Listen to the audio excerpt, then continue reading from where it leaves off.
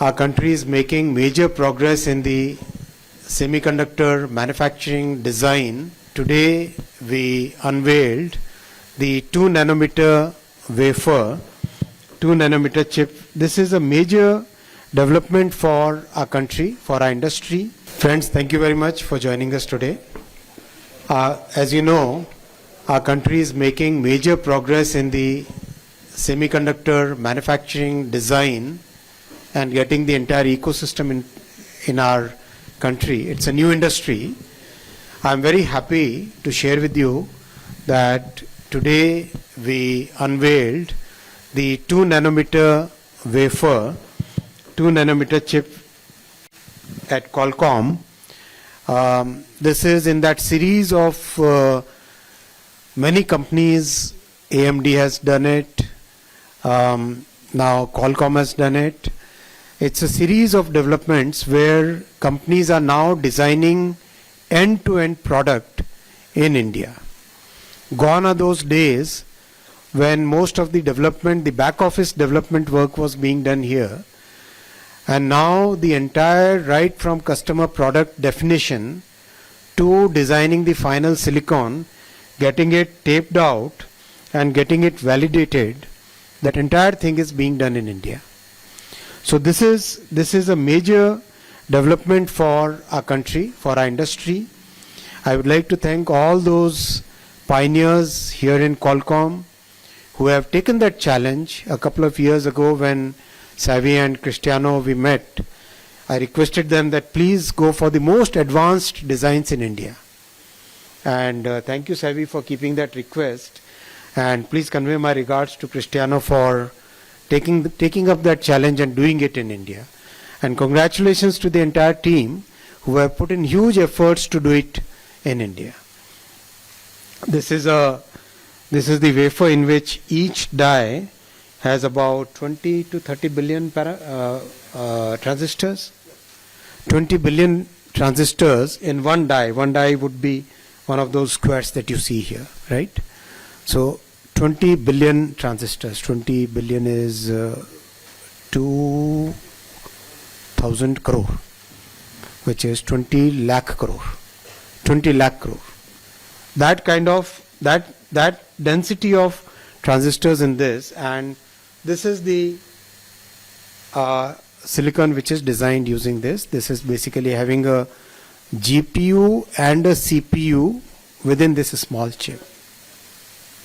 GPU as well as a CPU within this small thing. And the end product which comes out of this is this kind of module which comes out, which basically becomes a AI computer on the desktop of any person on the edge, which means within a camera, within a Wi-Fi router, or within a device on any machine or any moving car or automobile or train or aeroplane. So that kind of development is happening, which basically again that is getting reinforced by the talent pipeline which we are creating as a part of the Semicon mission. I was discussing with the industry. The talent pipeline we had taken, as you recall, as part of the Semicon 1.0. We took the target of 85,000 semiconductor trained talent over a period of 10 years. Happy to share with you that within 4 years we have been able to do 67,000 semiconductor trained engineers. And this is in now 315 universities and colleges where all the semiconductor design related EDA tools are available, and the students are designing chips. They are taping them out at semiconductor lab in Mohali and getting the product validated. The final product is getting validated, and it's a great capability because not many universities in the world, not many countries in the world has this kind of model. Recently in Davos, when I shared this model with all the semiconductor industry leaders, they were so happy with it, and they believe that the 1 million talent gap which is there in the semiconductor industry will practically be filled up mostly from India, and now they are saying in India. As in the recent budget, the entire IT services industry, all kind of simplification has happened which is required, whether it is getting the APAs done, whether it is getting the safe harbor clause properly defined, all those things are there. So today the industry would like to come big way into India. Whatever progress we have seen in the last few years, that progress will get accelerated because of the reforms which have been announced. And as you are aware, very soon we'll have the Semicon 2.0 mission, which has been announced by the Honorable Finance Minister in her budget speech. And we will be focusing on design as the topmost priority, equipment and materials as the next priority, talent to a next level where much deeper capability, that capability to design a complete system as a student, that will be our next target. Getting more fabs and ATMP units will also be part of the work, and making sure that our path to 7 nanometers from the current 28 nanometers, that progress to 7 nanometers will be part of the next version of Semicon 2.0.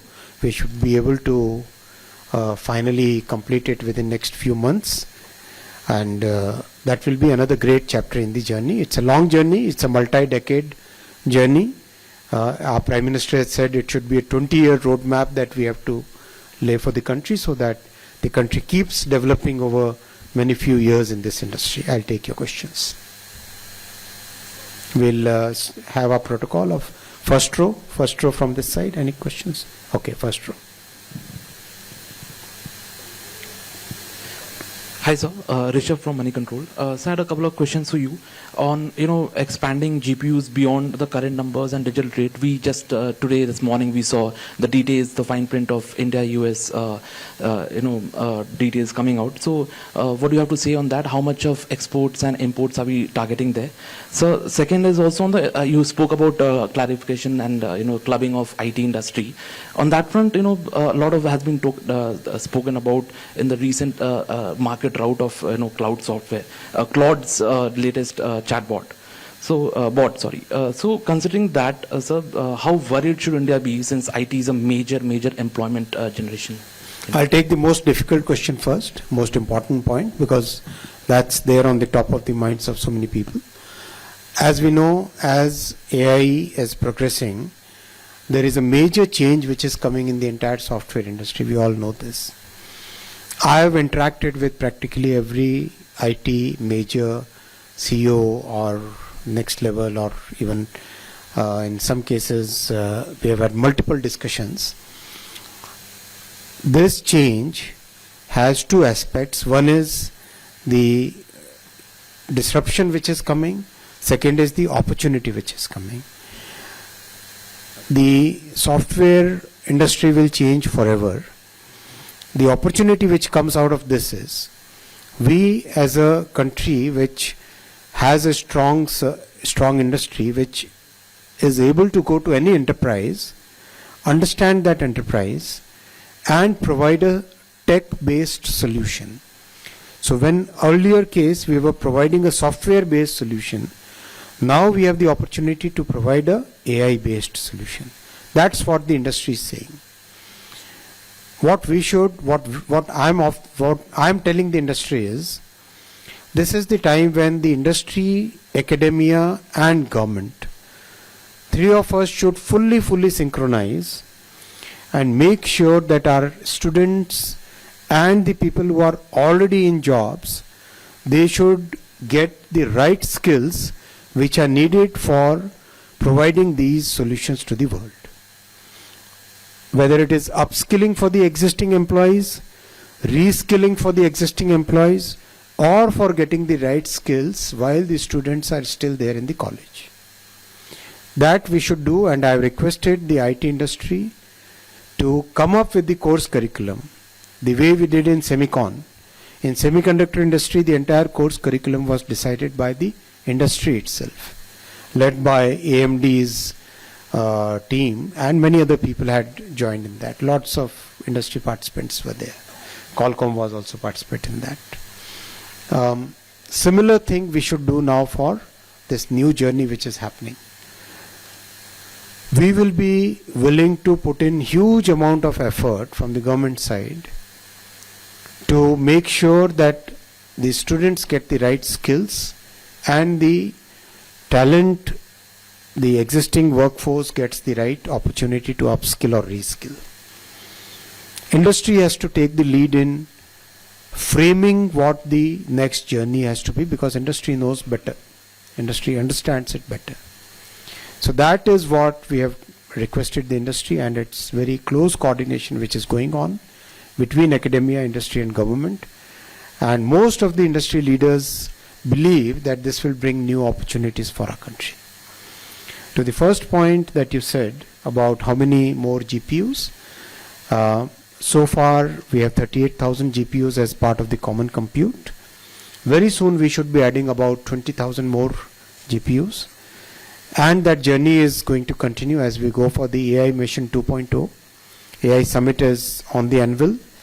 After that, as we reassemble after the summit, all the thoughts, all the suggestions which come from all the industry leaders, and practically more than 100 top AI leaders are coming to our country.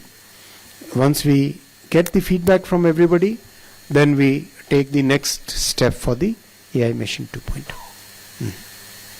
So, in the joint statement, the Indo-US joint statement, it also mentions, apart from GPUs, purchasing more GPUs from the US, it also mentions that we will be purchasing more goods related to data centers. So if you could give us some insight into what that would be. And the second question is, as you mentioned, a series of companies 2-nanometer chips. You were there in September last year at British Semiconductor facility, ARM. AMD has made an announcement. So has Marvell. So would the and now Qualcomm. So would the IP with all these advanced nodes rest in India, because you've always spoken about IP sovereignty? So data centers is going to be a major growth journey in the coming years. So far we have committed investments of $70 billion. If we add the other announcements, it's about $90 billion. But I expect that in the coming months, this number will go beyond $200 billion. That is the general expectation once we talk to the industry. That's the general expectation which is coming up. And that will generate new opportunities for our service providers, for the young startups who can provide new solutions, and it's going to create that strength which is needed in all the 5 layers of the AI architecture, AI stack. We need strength in each one of that. Many of our startups will be very keen on having more and more compute facility available in our country through these data centers, so that they can use it for developing solutions and for also providing the solutions to the world. Your second part of the question was IP. For whichever company is doing their development here, they have their own policies, and according to those policies they decide where the IP is.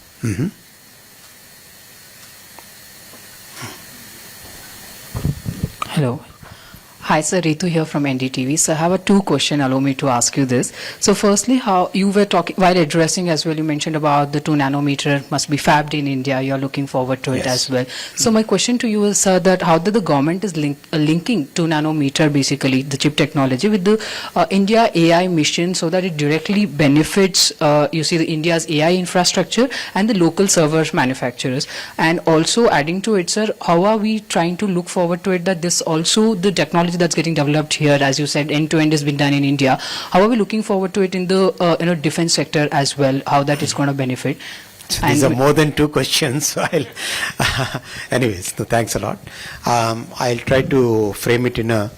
So when AI data centers are getting set up in India, one direct consequence of that is now people want to start the AI server manufacturing facilities in India. Already 2 companies have come which want to, in the coming months, the announcements will be made. So far we cannot announce the names, but 2 companies want to set up reasonable sized AI server manufacturing facilities in our country. That's a direct result of the data centers coming up in India. Simultaneously, the board and the card design and the entire motherboard and the other cards which go in a server, that manufacturing will also take very rapidly, because as part of the electronics component manufacturing scheme, there are units which are going to manufacture the most advanced PCBs in our country. And once the PCB manufacturing starts happening, then the PCB assembly, which goes straight into a server or a machine, that becomes a direct outcome of having the PCB manufacturing in our country. So if you look at the entire thing, it's a very step-by-step, very clearly defined, thoughtful way of going forward.